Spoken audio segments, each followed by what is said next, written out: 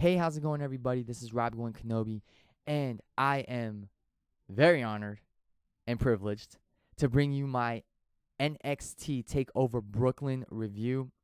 I didn't watch the show live last night on the WWE Network. I just finished watching it about, say, an hour ago.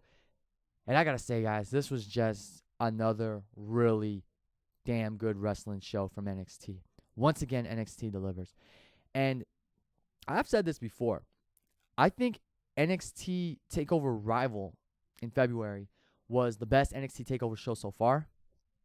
NXT Takeover Brooklyn, though, in my opinion, has to be the second best. I mean, this show just had real good wrestling, a red-hot crowd, a great venue, too. I mean, the city of New York was the perfect, well, it was in Brooklyn, obviously, but just having NXT in New York to see how far NXT has come since it first officially became NXT a few years ago, it's quite an amazing accomplishment. It's quite something. It's quite an accomplishment, let me put it to you that way. And this further solidifies NXT as the hottest wrestling brand out there. I love ROH. I love Lucha Underground. I love WWE, of course. But NXT, this show ultimately solidified why NXT is the hottest wrestling brand out there right now. Yes, I know in my Ultima Lucha review, I said that Lucha Underground was one of the hottest shows and one of the hottest wrestling brands out there. It still is. But NXT is the brand, in my opinion. And this show was no different. This show embodied why NXT is the future of professional wrestling. Let's get down to the review. We had a nice intro from Triple H, basically welcoming the crowd to the show and talking about how, and I love how he worded this. This was awesome. I mean, this guy, he's got great wordplay. He says that the NXT chants, they started off as a whisper, and then they could be heard at the top of the fans' lungs. What started off small became a movement, and then ultimately became a revolution. Like he said, we are NXT. That was a great way to kick off the show. And then match-wise, we officially kicked off the show with Jushin Thunder Liger versus Tyler Breeze. Of course, what's so significant about this match is that it's Liger's very first match in the WWE. He has wrestled in the United States before for WCW. I don't believe for ECW, but he has wrestled here in the Bay Area. He wrestled during WrestleMania 31 weekend for ROH and for WrestleCon. You know, I said it in my predictions video of how renowned Liger is as an international sensation. And this match was a good, fun opener. I loved Tyler Breeze's entrance. He did a New York City Fashion Week inspired entrance. He had the runway again. He had his models dressed up like landmarks from NYC history. I loved the one model who looked like the Statue of Liberty. She was gorgeous. And if NXT decides to take their takeover specials on the road again, to like, I don't know, Chicago or Los Angeles or Washington, just to think of, iconic, not landmarks, but to think of like iconic states, cities, that appreciate fine wrestling. I would love to see Tyler Breeze do more city and state themed entrances, with the runway and everything. I love it. That embodies his character. That perfectly fits his character. And like I was saying in my predictions video, I think Tyler Breeze is a dark horse on NXT. I think he's a good, underrated young talent. Getting back to the match, I thought it was good, a fun opener. You could tell Liger was having fun in this match. He took Breeze's selfie stick and he did his own Prince Pretty pose. He did a Hulkamania pose on the outside. It was fun, I enjoyed seeing Liger have fun. And like I said, it was a good match. He had some nice innovative offense from both men. Liger bringing in some of his, his renowned Japanese wrestling. He did a couple variations of the surfboard stretch. One which had that Japanese style of wrestling, that kind of Japanese wrestling feel to it, if that makes sense. Tyler Breeze hit a real sweet pump handle backbreaker into a backstabber. And this was just a good match. Of course, I said I was going to root for Tyler Breeze because I felt he could have benefited from a win against someone of Liger's caliber. But in the end, Liger got the win with the patented Liger bomb. I predicted Liger was going to most likely get the win in his first match inside a WWE ring. No complaints there. But I still have hope that Tyler Breeze eventually gets that one defining victory that eventually leads to that push that ultimately defines him as one of NXT's brightest young stars. And you know what, guys? If you can do me a favor, get this hashtag trending. Give Tyler a chance. Hashtag give Tyler a chance. But overall, good opening match between Jushin Thunder Liger and Tyler Breeze. And you already know, guys, where to find my match ratings. I don't even need to go into detail. If you've been following me since day one here on YouTube, you know where my match ratings are. Next, we had the NXT Tag Team Championship match. Blake and Murphy with Alexa Bliss defending against the Vaudevillains with, wait for it,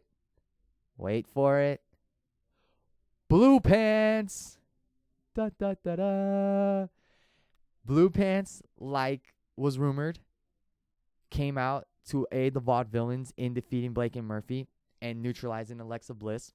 And she got a hell of a pop from the crowd in Brooklyn. The crowd in Brooklyn, they were red hot, man. I loved them. And they even blessed Blue Pants with a Blue Pants City chant. Blue Pants City. I mean, that was awesome. And I didn't mention this in the Breeze and Liger match. And I've tried recording this review a couple times before. And I forgot to mention this in the Breeze and Liger match those 2 times as well. But in the Breeze and Liger match, the crowd was chanting "Full Sail sucks." They were doing the New Day sucks chant and replacing New Day with Full Sail. And I was shocked, but then I thought, it's pretty awesome, I know the Full Sail University fans have got to be pissed after hearing those chants, but that crowd in Brooklyn was red hot. And as far as the match goes, it was a good match. I like this a little bit more than the Tyler Breeze Jushin Thunder Liger match. Nice little storytelling with, the Vaudevillains bringing in Blue Pants to neutralize Alexa Bliss.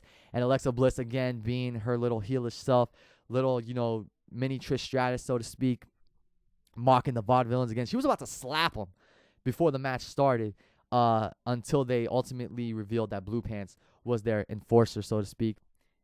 And the Vaudevillains were wearing blue pants. So I pretty much could have gave away that Blue Pants was going to be their enforcer. But the crowd chanted, "We want Blue Pants," and they got Blue Pants. And the Vaudevillains were wearing Blue Pants. And Blue Pants was wearing Blue Pants, of course.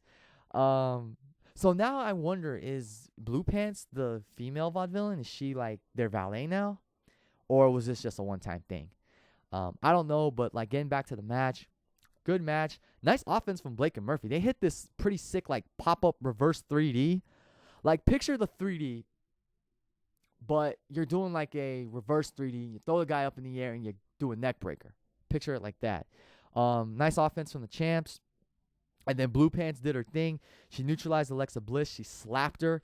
It was a pretty weak women's slap. I hate to say it because I love Blue Pants, but yeah, it was a pretty weak women's slap. They had a little cat fight, and the Vaudevillains turned the tables around on Blake and Murphy. They hit the Whirling Dervish. 1, 2, 3. Vaudevillains are your new NXT Tag Team Champions. Congratulations to them. I picked them personally to win. I do wish that it was Enzo and Cass in this match. And I'm really surprised the Brooklyn crowd didn't hijack this match and chant like, "We want Enzo," or "We want Cass," or "How you doing," or "Soft," or even spell out SAWFT. But hey, they gave the Vaudevillains a nice reaction when they came out, and they gave the Vaudevillains a nice reaction when they won the titles. I think they were even doing the intro with that guy. The whole "Gather around everyone and witness the debonair devastation." I don't know how the rest of it goes. I never can get it right. But anyway, good tag team championship match between the Vaudevillains. And we'll see what happens with them and Blue Pants and Blake and Murphy and Alexa. And speaking of tag teams, I'm just going to mention this real quick. William Regal delivered a message to the NXT universe thanking them for being a part of TakeOver. And he said that in honor of the late, great American Dream Dusty Rhodes, they're going to do a special tag team tournament. I forgot if it was called the NXT Tag Team Dream Tournament or NXT Dusty Rhodes Dream Classic. leave your comments down below, guys. Someone let me know what's the proper title of this whole tag team tournament. But that's cool. I'm looking forward to seeing what they do these next few weeks, and I wonder if the Vaudevillains will be in it, or if the winners will get a shot at the Vaudevillains for the NXT Tag Team Championships. But it should be fun. I think, was it called the Dusty Rhodes Tag Team Classic? I think it's something like that. Let me know down below, guys, in the comment section if you guys remember the actual title. Moving on, we had the NXT debut of Apollo Crews, the long-awaited NXT debut of Apollo Crews, of course, the former Yuhan Nation on independent circuits. And this was a good, fun debut for Apollo Crews. He went one-on-one against Ty Dillinger, and they had a good match for the 4, 5, 6 minutes that they were given. You know, this match basically established Apollo Crews as a strong performer. He's a hell of a pure athlete, and you know, he was like a mini Bobby Lashley. He looks like Bobby Lashley, but he's more agile, and he pulls off moves like backflips and standing moonsaults. And I was just really impressed with Apollo Crews. I've never seen him wrestle as Yuhan Nation, but I know he's made a name for himself. He's one of the most renowned independent stars, not named Daniel Bryan or CM Punk or AJ Styles. But this was, like I said, a good, strong debut for Apollo Crews. And it was a fun match, too. You know, Ty Dillinger with his perfect 10 gimmick got in some offense. Apollo Crews did a backflip, and he did his own perfect 10. And he got quite a pop from the crowd, and I thought that was real cool. In the end, Apollo Crews, he had a nice drop kick, by the way. Randy Orton, eat your heart out. You know, I guess I'm marking out for Apollo Crews, you could say. But, yeah, I was impressed with his debut. I do not think that Ty Dillinger has lost any momentum in a losing effort against Apollo Crews, because you know they're going to keep pushing Ty Dillinger, excuse me. You know, that perfect 10 gimmick is over. The crowd loves it. Crowd was holding up 10 signs, so you know they have something with Ty Dillinger. But congratulations to Apollo Crews for a successful debut. He beat Ty Dillinger with a nice gorilla press drop into a standing moonsault combination.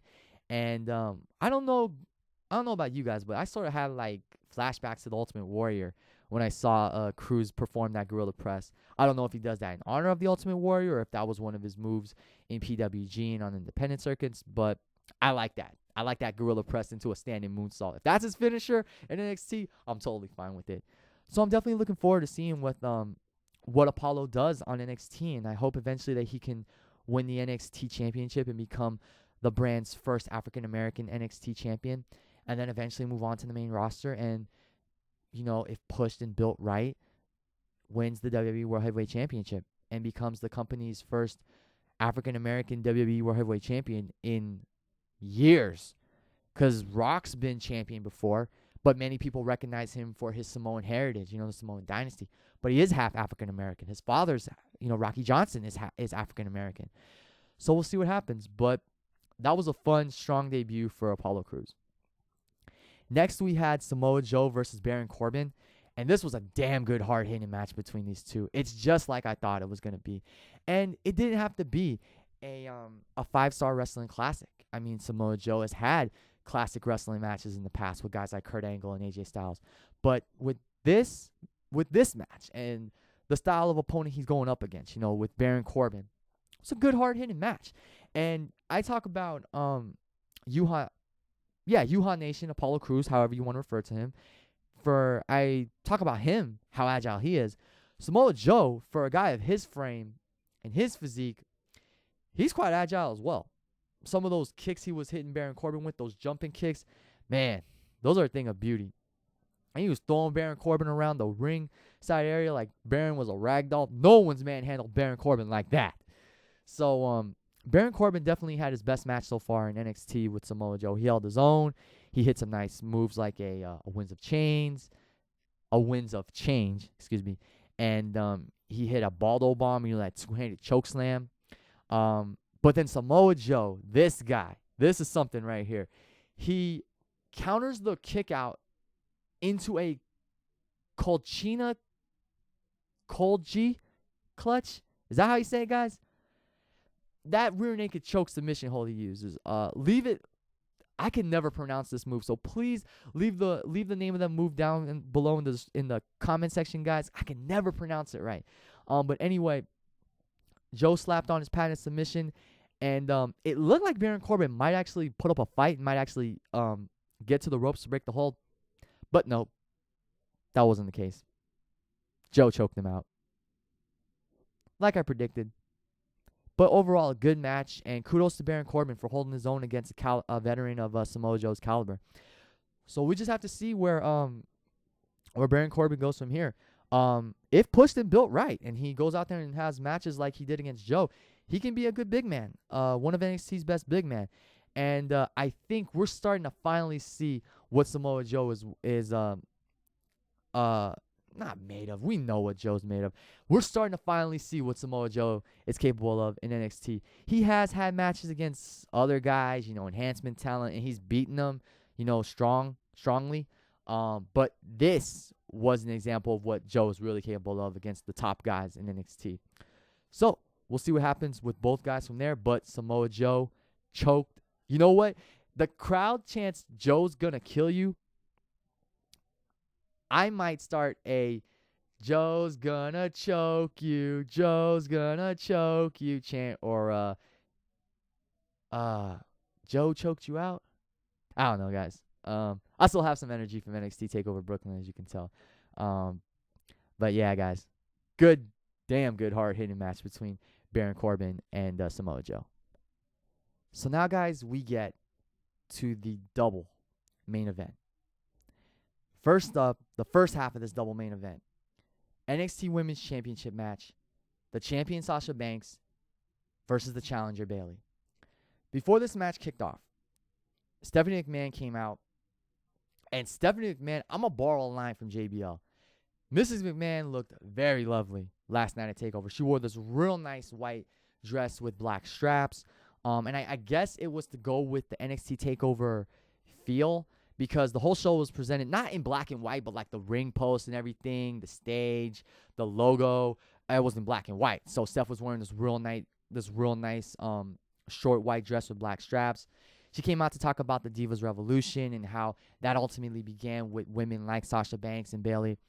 And she basically said that it was her honor to be there to introduce the NXT Women's Championship match. And then Bayley came out to a nice ovation from the crowd.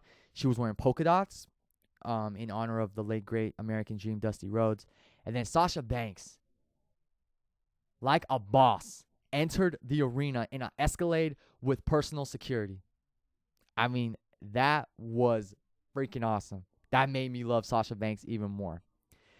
Sasha Banks is the boss of NXT and the main roster. No questions asked. Now, as far as the match goes, Bayley and Sasha, all I have to say is this.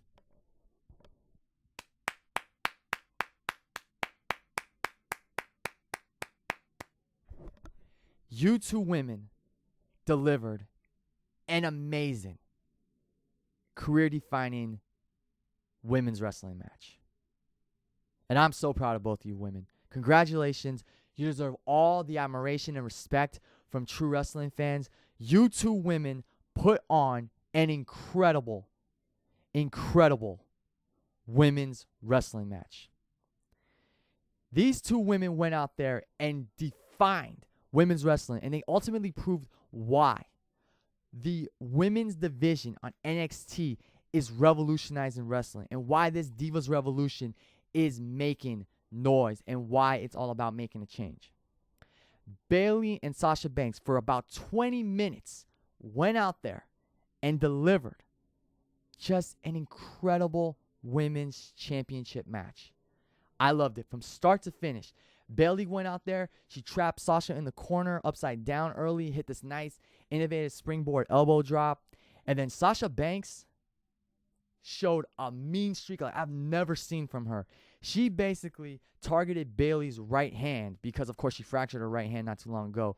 And Sasha started to attack it. She ripped the protective padding from Bayley's right hand off. She freaking put Bayley's hand in between the steel stairs and the turnbuckle post and kicked the steel stairs. I mean, she could have freaking fractured Bayley's hand that way. But I freaking loved it because that's why Sasha Banks is the boss. She does it like a boss. And then Then, Sasha, while the referee is checking up on Bayley, Sasha does a rolling flip on the outside over the referee onto Bayley. It was freaking incredible.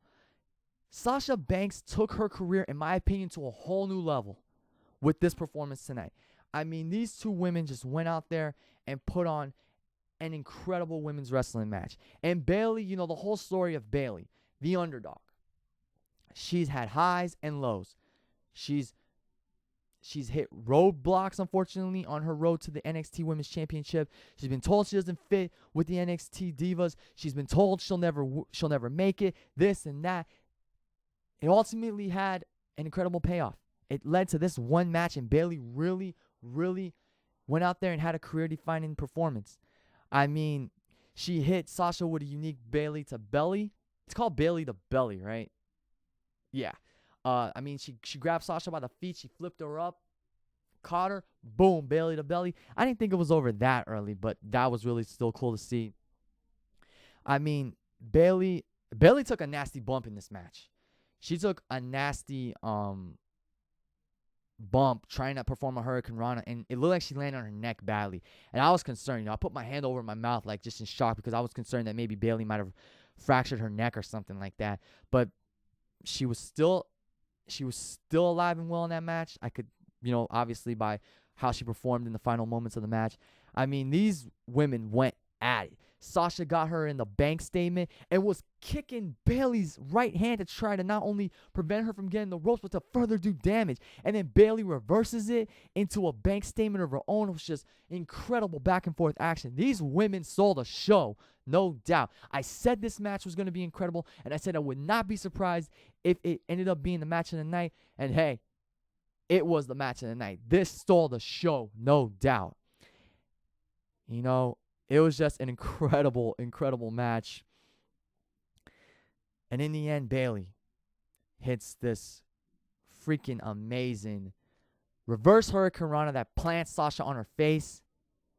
And then she delivers another Bayley to belly. 1, 2, 3. Bayley is your new NXT Women's Champion.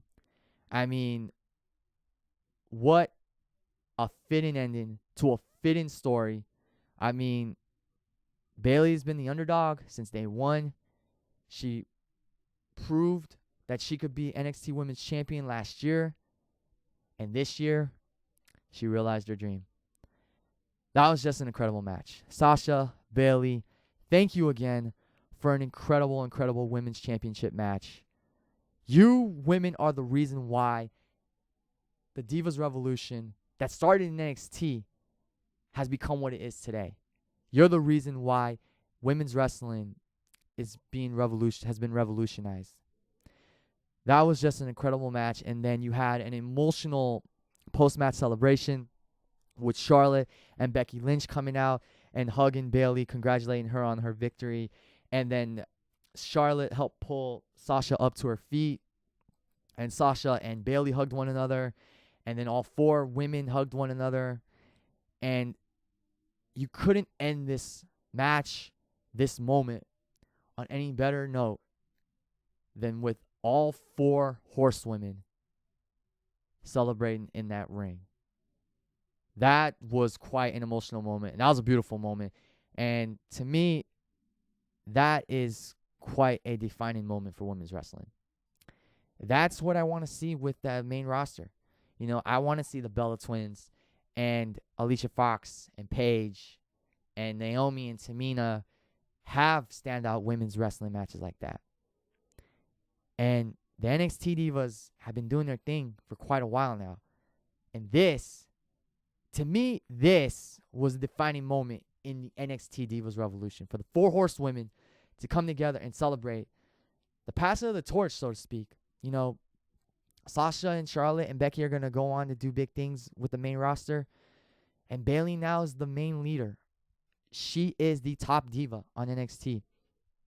And she's Bay Area bred. You know, she's from the Bay Area. So I couldn't be prouder of, you know, a fellow Bay Area sister to go out there and do what she did. So thank you, Bayley. Thank you, Sasha. Thank you, Charlotte. Thank you, Becky. Kudos to all you women. Kudos to Charlotte, to Sasha and Bayley again for delivering an incredible women's match. 4.25 stars.